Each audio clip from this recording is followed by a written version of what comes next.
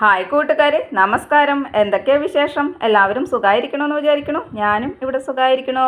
അപ്പോൾ ഇന്ന് എൻ്റെ കൂട്ടുകാരായിട്ട് ഞാൻ പങ്കുവയ്ക്കുന്ന വിശേഷം എന്ന് പറഞ്ഞാൽ ഇത് തക്കാളി തൊക്ക് എന്ന് പറയും കേട്ടോ. അപ്പോൾ നമ്മുടെ തക്കാളി വെച്ചുണ്ടാക്കുന്ന തക്കാളി തൊക്ക് അല്ലെങ്കിൽ തക്കാളി ചട്നി ഇഡ്ഡലിക്ക്, ദോശയ്ക്ക്, ചപ്പാത്തിക്ക്, ചോറിന് എന്തിൻ്റെയും കൂടെ നമുക്ക് കഴിക്കാനായിട്ട് പറ്റും. അപ്പോൾ തക്കാളി നമ്മൾ വില കുറവുള്ള സമയത്തൊക്കെ കിട്ടുക വെച്ചാൽ ഒന്ന് ഇതുപോലെ ഉണ്ടാക്കി വെച്ച് കഴിഞ്ഞാൽ കുറച്ച് ദിവസം നമുക്ക് ഉപയോഗിക്കാം കേട്ടോ. അപ്പോൾ അച്ചാറിന് പകരം അല്ലെങ്കിൽ ഞാൻ നേരത്തെ പറഞ്ഞ പോലെ ഇഡ്ഡലിക്കും, ദോശയ്ക്കും, ചപ്പാത്തിക്ക് ഉപയോഗിക്കാം കേട്ടോ. പിന്നെ വേറെ ദോഷമൊന്നുമില്ലല്ലോ, തക്കാളിയല്ലേ. അപ്പോൾ നമുക്കത് എങ്ങനെ ഉണ്ടാക്കണം എന്ന് നോക്കാം. അപ്പോൾ തക്കാളി തൊക്ക് എന്ന് പറയുമ്പോൾ അതിലേക്ക് വേണ്ട സാധനങ്ങൾ ആദ്യം കാണിക്കാം. തക്കാളിയാണല്ലോ പ്രധാനമായിട്ട് വേണ്ടത്. അപ്പോൾ ഞാൻ തക്കാളി 2 കിലോ കഴുകി നമ്മൾ വെള്ളമൊക്കെ നല്ലതായി തുടച്ചെടുക്കുക കേട്ടോ.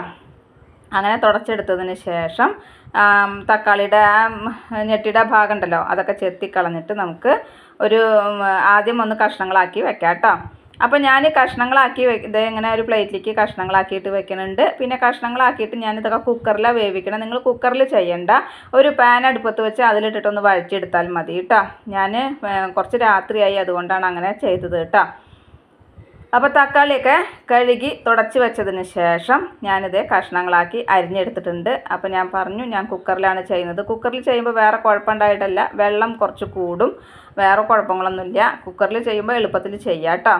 അപ്പോൾ ഞാൻ അതൊക്കെ കുക്കറിലേക്ക് ഇട്ട് കൊടുക്കുകയാണ്. അരിഞ്ഞ തക്കാളിയൊക്കെ കുക്കറിലേക്ക് ഇട്ട് കൊടുക്കുകയാണ്. കുക്കറിലേക്ക് ഇട്ട് കൊടുത്തതിന് ശേഷം പിന്നെ നമുക്കതിലേക്ക് വേണ്ടത് ഒരു 5-8 അല്ലി വെളുത്തുള്ളിയും അതുപോലെ ഒരു ചെറുനാരങ്ങ വലുപ്പത്തിൽ പുളിയാണ്. ഞാനൊരു അച്ച് ശർക്കരയും എടുക്കുന്നുണ്ട്. നിങ്ങൾക്ക് ശർക്കര താല്പര്യം ഉണ്ടെങ്കിൽ മാത്രം എടുത്താൽ മതി കേട്ടോ. ഈ തക്കാളിയും പുളിയൊക്കെ ആകുമ്പോൾ ഒരു ചെറിയ പുളിപ്പാകുമ്പോൾ നമുക്കൊരു മധുരം നല്ലതാണ് വെച്ചിട്ട് ഞാൻ അങ്ങനെ ചെയ്യാറുണ്ട് കേട്ടോ. അപ്പോൾ ഈ കുക്കറിലേക്ക് തന്നെ ഞാൻ തക്കാളി ഇട്ട് കൊടുത്തു. അതുപോലെ തന്നെ വെളുത്തുള്ളിയും പുളിയും ശർക്കരയും അതിലേക്ക് ചേർത്തുണ്ട്. അപ്പോൾ നിങ്ങൾ പാനിൽ ഒന്ന് വഴറ്റിയെടുക്കുകയാണെന്നുണ്ടെങ്കിൽ പുളിയും തക്കാളിയും മാത്രം വഴറ്റിയെടുത്തിട്ട് വെളുത്തുള്ളി അരയ്ക്കുന്ന കൂട്ടത്തിൽ അരച്ചാൽ മതി. പിന്നെ അതിലേക്ക് ഉപ്പും ചേർത്ത് ഞാൻ അടുപ്പത്ത് വെച്ച് ഒരു 3-4 വിസിൽ വരുത്തുന്നുണ്ട്. ഇനി ഇതിലേക്ക് നമുക്ക് പൊടിച്ചെടുക്കേണ്ട മസാലക്കൂട്ടിന് ആവശ്യമുള്ളത് കടുക് 2 സ്പൂണ്, 1 സ്പൂൺ ജീരകം, 1 സ്പൂൺ ഉലുവ, ഇത്രയാണ് വേണ്ടത് കേട്ടോ. ഓരോ സ്പൂൺ വീതം ഉലുവയും ജീരകവും കടുക് മാത്രം 2 സ്പൂണും എടുക്കുക. എന്നിട്ട് അത് നമ്മൾ ഏതെങ്കിലും ഒരു പാനിലോ അല്ലെങ്കിൽ ഇതുപോലെ ഞാൻ കടുക് വറുക്കണേലാണ് ഞാനൊന്ന് വറുത്തെടുക്കണം, ഒന്ന് ചൂടാക്കി എടുക്കുകയാണ്. അപ്പോൾ നമ്മൾ ഉലുവയും കടുകും ജീരകം അതിലേക്ക് ഇട്ടിട്ടൊന്ന് വറുത്തെടുത്ത് ചൂടാറിയതിന് ശേഷം മിക്സിയുടെ ജാറിലിട്ടിട്ട് നമുക്കൊന്ന് പൊടിച്ചവിടെ മാറ്റി വെക്കാം കേട്ടോ. അങ്ങനെ പൊടിച്ചവിടെ മാറ്റി വെച്ചതിന് ശേഷം ഇനി ബാക്കി നമുക്ക് നോക്കാം. അതേ മിക്സിയുടെ ചെറിയ ജാറിലിട്ടിട്ടാണ് പൊടിച്ചെടുത്തേക്കുന്നത്.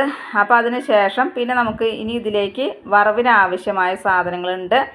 അപ്പോൾ ഇത് 1 സ്പൂൺ ജീരകം എടുത്തിട്ടുണ്ട്. അതുപോലെ തന്നെ ഒരു 5-8 അല്ലി വെളുത്തുള്ളി, ഉഴുന്ന്, കടുക്, അതുപോലെ വറ്റൽമുളക്, കറിവേപ്പില. അപ്പോൾ ഇതൊക്കെ അവിടെ റെഡിയാക്കി അവിടെ വെച്ചിട്ടുണ്ട്. അപ്പോൾ നമ്മുടെ കുക്കറിൽ വിസിലൊക്കെ വന്നതിന് ശേഷം ഞാൻ അത് മിക്സിയുടെ ജാറിലേക്ക് ഇട്ടിട്ട് അരച്ചെടുക്കുകയാണ് കേട്ടോ. അപ്പോൾ ഈ പുളി, വെളുത്തുള്ളി, തക്കാളി, ഒരു അച്ച് ശർക്കര ഞാൻ ചേർത്തിട്ടുണ്ട്. അതെല്ലാം വേവിച്ചെടുത്തതിന് ശേഷം മിക്സിയുടെ ജാറിലിട്ട് അരച്ചെടുക്കുകയാണ്. അപ്പോൾ നിങ്ങൾ പാനിലാണ് ഇത് വഴറ്റിയെടുത്ത് വെച്ചാൽ ഇതുപോലെ ചൂടാറിയിട്ട് മിക്സിയുടെ ജാറിലിട്ട് അരച്ചെടുക്കാം. ഇനി ഒരു പാൻ ഞാൻ അടുപ്പത്ത് വെച്ചിട്ടുണ്ട്. നമുക്ക് നല്ലെണ്ണയാണ് വേണ്ടത്. അപ്പോൾ ഞാൻ ഇവിടെ ഇതയം നല്ലെണ്ണയാണ് ഉപയോഗിക്കാറ്. അപ്പോൾ ആ നല്ലെണ്ണ അതിലേക്ക് ഒഴിച്ചു കൊടുത്തിട്ടുണ്ട്.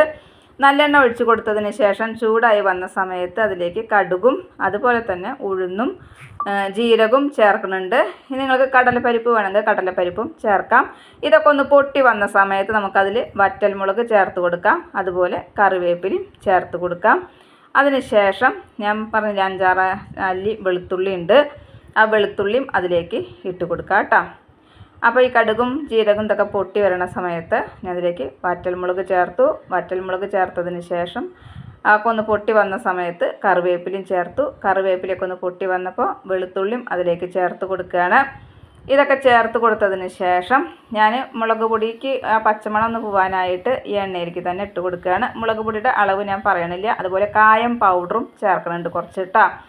അപ്പോൾ മുളക് പൊടിയുടെ അളവ് ഞാൻ പറയണില്ല എന്ന് പറഞ്ഞു കഴിഞ്ഞാൽ ഞാൻ ഓരോരുത്തർക്കും മുളകിന് എരിവ് വ്യത്യാസം ഉണ്ടാവുമല്ലോ. അപ്പോൾ ഞാൻ ഇപ്പോൾ ഇവിടെ 2 സ്പൂണ് ചേർക്കുന്നുണ്ട് കേട്ടോ. 2 സ്പൂൺ മുളക് പൊടി ചേർക്കുന്നുണ്ട്. അത് നന്നായിട്ടൊന്ന് ഇളക്കി കൊടുത്തതിന് ശേഷം നമ്മൾ മിക്സിയുടെ ജാറിൽ അരച്ച് വെച്ച കൂട്ടുണ്ടല്ലോ അത് ഇതിലേക്ക് ഒഴിച്ചു കൊടുക്കുകയാണ്. അങ്ങനെ ഒഴിച്ചു കൊടുത്തതിന് ശേഷം പിന്നെ നമ്മളതിലേക്ക് പൊടിച്ച് വെച്ച, അതായത് ജീരകം, ഉലുവ, കടുക് പൊടിച്ച് വെച്ചിട്ടില്ലേ, ആ പൊടിച്ച് വെച്ചതും നമ്മളിതിലേക്ക് ചേർത്ത് കൊടുത്ത് നന്നായി ഇളക്കി കൊടുത്ത് ആ വെള്ളമൊക്കെ വറ്റി എണ്ണ അങ്ങനെ തെളിഞ്ഞ് വരണ നേരത്ത് നമുക്ക് തീ ഓഫാക്കാം. തീ ഓഫാക്കിയതിന് ശേഷം നമുക്കിനി വേറൊന്നും ഇതിലേക്ക് ചെയ്യാനായിട്ടില്ല. തക്കാളി തൊക്ക് അഥവാ തക്കാളി ചട്നി എന്ന് പറയുന്നത് ഇവിടെ റെഡി ആയിട്ടുണ്ട്. എന്തിൻ്റെ കൂടിയും ഉപയോഗിക്കാം. നിങ്ങൾക്ക് ഇഷ്ടമായിട്ടുണ്ടാവുമെന്ന് വിചാരിക്കുന്നു. ഉണ്ടാക്കാത്തവരച്ചതുപോലെ ഒന്ന് ഉണ്ടാക്കി നോക്കൂ. പുതിയതായി കാണുന്ന ഏതെങ്കിലും കൂട്ടുകാരുണ്ടെങ്കിൽ സബ്സ്ക്രൈബ് ചെയ്യാൻ മറക്കരുത്. നിങ്ങളുടെ സ്വന്തം ജോ. വീണ്ടും കാണാം. ബായ്.